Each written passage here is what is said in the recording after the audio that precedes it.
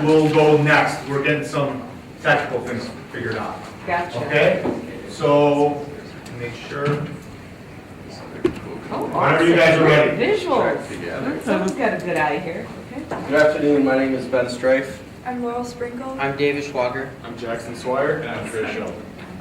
Before we go any further, I want to show a video that Expedia is a commercial that they aired during the Super Bowl, and we thought they outlined some of the problems that we're trying to solve, but they didn't solve them the same way, and they didn't solve the problems that they outlined.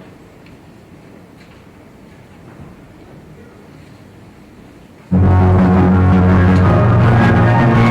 actually have a lot of money for vacation days, but where am I going to go? I just don't have the money to travel right now. I usually just go back home to see my parents, and I can't exactly go globetrotting. I have friends that are going to go, but I don't want to travel by myself. Someday. There are no more excuses. I'm going to tell you one, and we'll fight you one. And we'll fight the savings to get you there.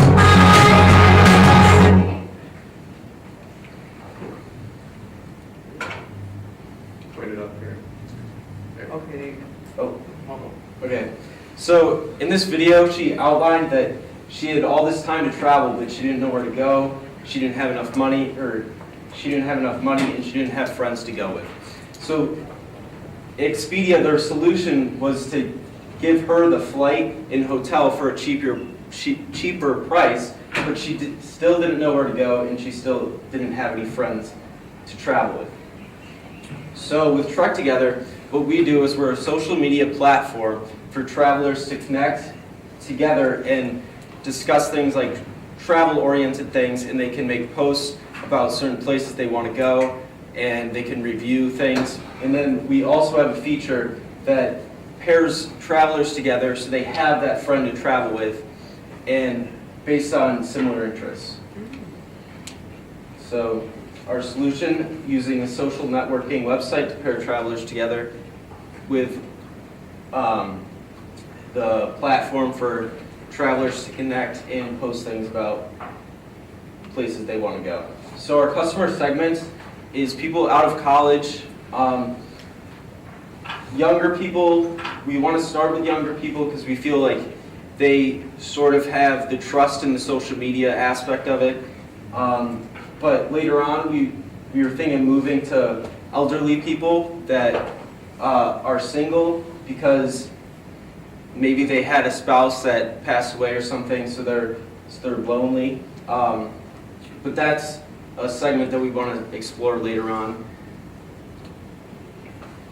Okay, so a little bit on our market size. So we started off big with our total number of buyers, which is pretty much like everyone in the U.S. that travels, which is roughly around 640,000. And then we started breaking that down into components such as Americans who make money. Because if you don't make any money, you're busy working, you don't really have the time to travel. And then we put that at 20% through research. And then we also looked at travelers who use social media like to travel, and that was about 28%. And then we looked at adults who use social media on a daily basis, which was 73%. Now that's very important because for us, like we're pretty much like a social media, that's how we attract people. And if you pretty much like, if you don't have a sense of using social media, don't know how to use it, it's not really gonna like go towards us. And then we took that number, we got the TAM, and then we started breaking that down into what a more realistic value is. And then we started going after like how many college students travel regularly, like at least like once a month or something, and that was about 8%. Then we looked at people in their early 20s that use social media daily, and that was 98%. So that little 2%, I mean, it's a little category, but it's still enough to impact us. And then we have elderly people who just don't have a spouse, who feel alone. Because in their early days, they love to travel, they want to travel, but then since they lost their spouse, or they're just like single now, like they don't really have the person to go with. They just feel like, oh, I'm just gonna stay at home, I don't have anywhere to go.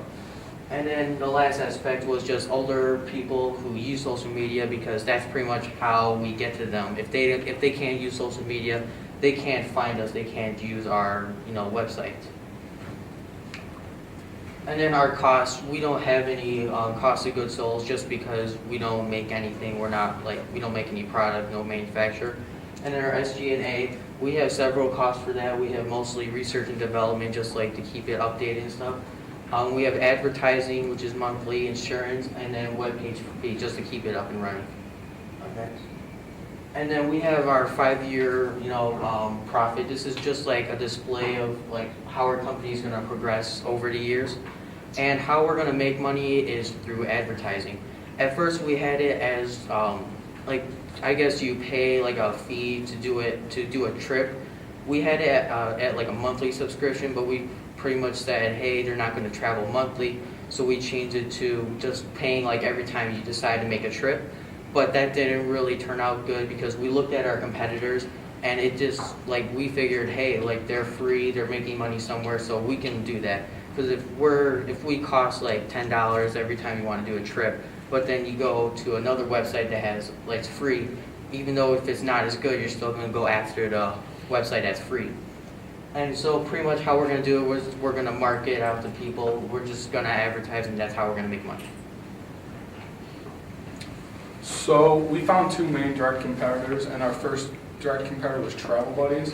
What we found was an issue with Travel Buddies is that they really have no sense of security. You really didn't know who you were traveling with that well, other than their profile page, which was just a profile picture and little information about them. So how we wanted to fix that with Trek Together was a chat system that could work from page to page. So with Travel Buddy, they did not have a chat system. The only way you could chat with someone was email or publicly posting on their wall for everyone to see. And then we also wanted to be able to connect with Facebook so that you can look at their Facebook profile, see if they have a lot of pictures, a lot of information about them, lots of friends, so you know if they're a real person or someone out to get you. And then the other competitor we had was Travelers Meet. Travelers Meet was a very bland website, and the only pages they had was searching for people that want to go to the same place with you, and they had a chat system, but there wasn't anything else to the website, and they didn't have nearly as many members as Travel Buddies or as many members as we would want. And then a problem we found with both websites was that both of them, when you're getting matched up, they match you up by where you want to go, but we wanted to match you up more of who you're going with, because we feel that it's not always where you go that makes your trip, but who you're spending your time with.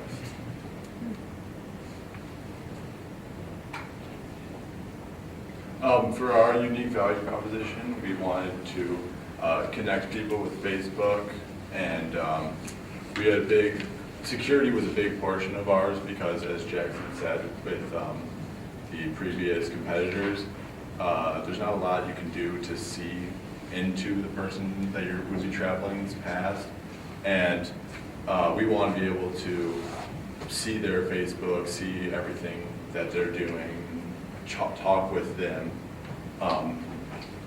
and a platform for travelers to build a social community that is basically our version of the Facebook on our own website, which will allow travelers to post about traveling, where they want to go, what they want to see, yada, yada. And then for our MVP, we really wanted to get people together via the internet, obviously. And we wanted to get people to our Facebook and Twitter pages so that they would be able to see our demo video, which would be basically a story of how somebody would use our website to meet somebody and be able to travel with them. And then that would lead us to our landing page.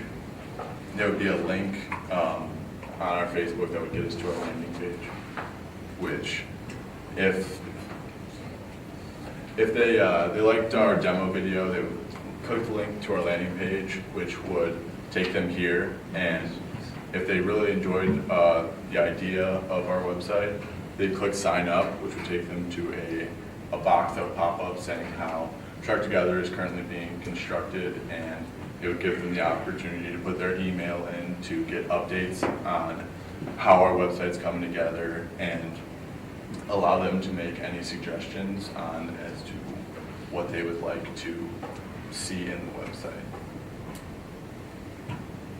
So mainly for advertising, we're going to be using Facebook. So we have our Facebook up here, and it's also the way we're going to get people to our landing page. We plan on using Facebook's advertising system because it's a better way to get more directly to our customer segment, because with Facebook, we can tell them who specifically we want to market to, and we can plug in all that information, so then our advertisements will be seen by specifically our customer segment. And also, we're going to use Twitter. Now, we're not going to be paying for Twitter advertisements. We're just going to use Twitter as a way with more directly connecting with people, since with Facebook you can't exactly talk one-on-one with everybody. But Twitter is also a way we can get, or try to get certain things trending and get more people, again, to our landing page. So for our MVP costs, the landing page is about $19 a month to keep it up and running. And we were planning on doing that for about 5 months, which totals to $95. Our explainer video, which we have on our landing page, which would give everyone the gist of what Trek Together is about $40. And then our Facebook advertising is about $5 a day. So we want to do our Facebook advertising from the 10th of February to April 10th, which will be about $292 for a total of $430. Now would be a great time for any questions.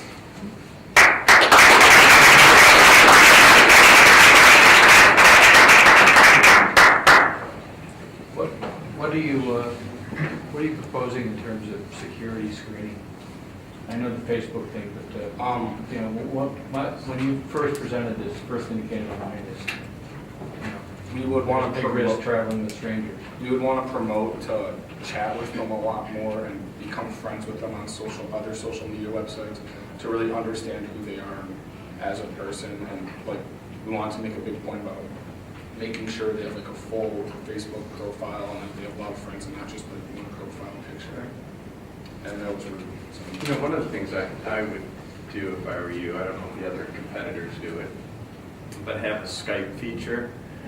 You know, it just, when you see something and talk to somebody, it takes, it de-risks it a lot. And I think when you're setting up a travel site that hooks people up, you probably want to have some communication outside of just chatting. I would also recommend, you're obviously from Airbnb, they have to deal with this every day, and so they've already solved the problem some way. There's always going to be risk, and then there's another small startup company, it's called Meal Sharing.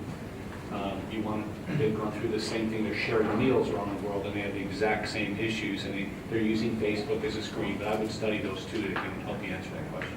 A lot of times, the two travelers, or like in Uber, they do it, the driver and the passenger rate each other. And so you know how many stars your driver's going to have, and they know how many stars the passenger's going to have. So it's a peer rating system that might help. It does. Once you've been there a few times, you start rating them more other people, but there's always a security issue. Someone made a point that rather than having the common shared characteristic of the travel destination, it's going to be who you want to travel with. Why?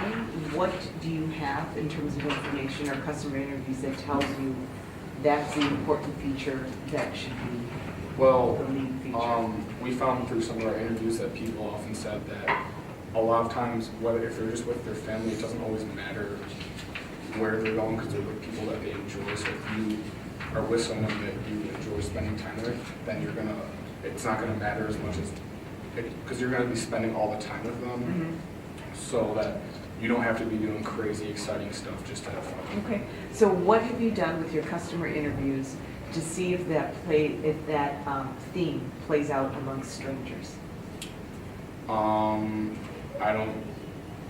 We don't have an answer to that question Okay. right now.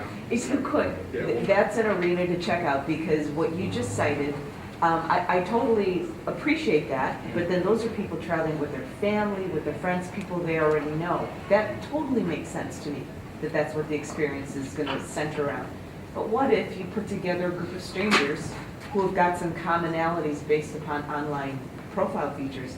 now what? Is that still the same thing? Or do they, have they set their destination as that commonality, and then now they're looking for like-minded people? I don't know. I don't have the answer. I've seen, to me, you've described 3 different businesses, and I think you need to focus on which one you want to be. Is it a dating service for people that want to travel together, Yeah. you know, which is a different approach? Is it a travel planning site to help you figure out where to go, you know, and with who you might meet there? Or is it a social platform? You know, if it's a social platform, I think you're going to have a tough time creating another social platform. So I think you need to be clear on what it is that you're trying to do.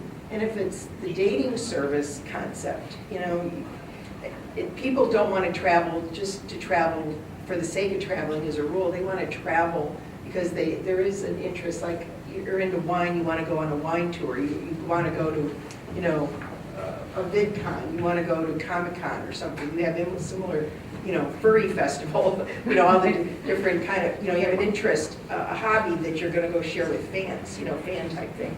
So I think you need to be clear on, you know, what is it that you're trying to do. Good point.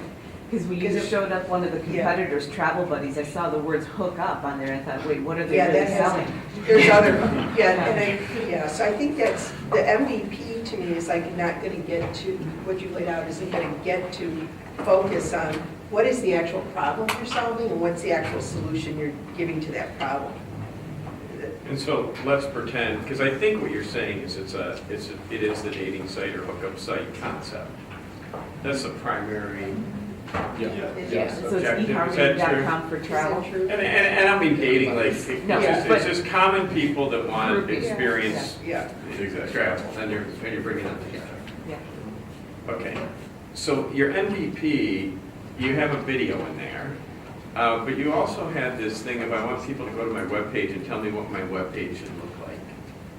So that's different. Don't go out to the market and say, hey, tell me what you want to see on my website. I would rather switch those. Go out with a video saying, this is what the world looks like under our service. You know, great people getting together with other great people and experiencing, you know, all there is to see in the world. Register now. And you can do that without a product. You can just say, oh, the only thing I'm after in my MVP is users.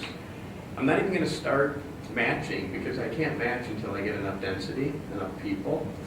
So your MVP should say, gosh, I want to get to 1,000 users that register, and I want to show the video to 100,000 people or 10,000 people or something like that. So you don't want feedback on your website. That's, you know, then you want to make it appear that you already have something here. Does that make sense? Yeah. Oh, yeah. And the video can do that. You can have that video go everywhere, as long as it's produced well. Okay, so like, just to make sure it's right, so the landing page, we have the sign up button, they click on that, and then should it ask for feedback on the actual like idea? No. No? That's customer interviews, problem interviews, that's you guys going out and talking to people. But when you go to market, you want to put a commercial together. A video is a great way to show this, of just a really cool experience that people are saying, want to register? Click here, boom, and you're registered. That's it. And you send an email out, congratulations for registering. You know, when you want to use the site, let us know. And then someone could, you know, you probably have a way for somebody to say, you know, set up a trip. Sorry, we don't have anybody for you. You know, you can have some misses there, but you can see if people are converting. They have to convert from the video to the registration, and the registration to signing up for a trip. How do you sell advertising? So what we're gonna do is, like how we do for advertising is like 1,000 clicks on our website. So we're gonna go out to website companies like a cruise company or hotel companies, airline companies, and we're gonna have them like advertise on our website. So and then pretty much like what we need is, so what we're here to do is we're here to match people up, match people up to Florida, and then they get to travel, so they're all matched up. They're like, okay, let's go. Now they have to actually plan it, and then when we have like those other companies like advertise on our website, then they can just like click there and it's like a win-win for both of us. So you have like destinations and, accommodation advertisers. Yes, pretty much. So your goal really is to gather an audience that is significant enough in size to become attractive to advertisers. Because right now, as an advertiser, I'm not interested because you don't have an audience. Yes. But if you can develop an audience and demonstrate some traction and some qualities of that audience that would be attractive to travel destinations, Kayak, Expedia, Travelocity, all those, then it becomes more interesting. So maybe as part of Mr. Miles' suggestion of clicking, you may want to capture some basic information as to what the travel. When you, let's pretend you have the video. Let's pretend somebody says, I want to register.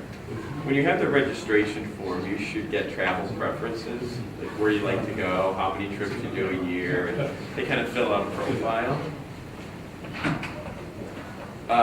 Selling that data might be another way to monetize this besides advertising. Because if I know people that are interested in going to Europe, or interested in going to Paris, or interested in going to the Amazon, those are warm leads that somebody that coordinates travel would pay for. They might pay $30 a lead or something like that. So are you guys getting the MVP or the video clicks to a registration page, and then a registration page clicks to a book page. And you can send out emails to people once they're registered, would you like to book a trip? And when they go to say yes, they might not, you might not even have somebody before them yet, you probably won't. But what you're trying to measure is the conversion rates there. Great job.